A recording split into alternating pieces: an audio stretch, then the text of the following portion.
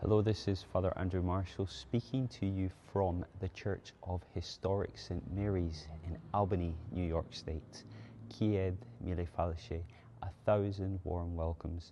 I'm speaking to you in the location where the third night of a 3-day mission will take place this evening at 6:30 in this church. There will be the Holy Mass followed by a presentation on the Holy Eucharist, and then followed by a Eucharistic encounter before the Lord Jesus, who will be exposed in the monstrance upon this altar.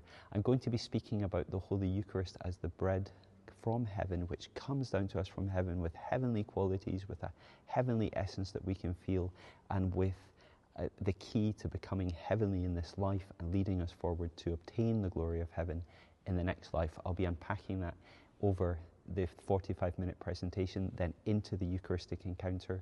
This church is so spectacular. It's the second oldest within the Diocese of Albany, the first one being St. Patrick's in Manhattan.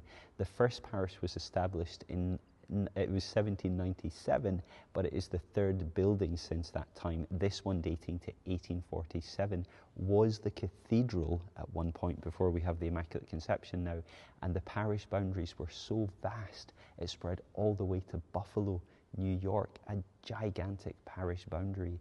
This church was actually fully known as not just Historic St. Mary's, but Our Lady of the Assumption, which is why at the middle of the roof, if you look up in a beautiful depiction, you see the Assumption right at the center of all these other mysteries post-resurrection of Christ. Emphasis on the Assumption because she is the patronal head of this church. Around the edge of the church on the roof, you can see the 12 apostles, angels flanking the pillars, and they're holding instruments of the Passion of the Lord.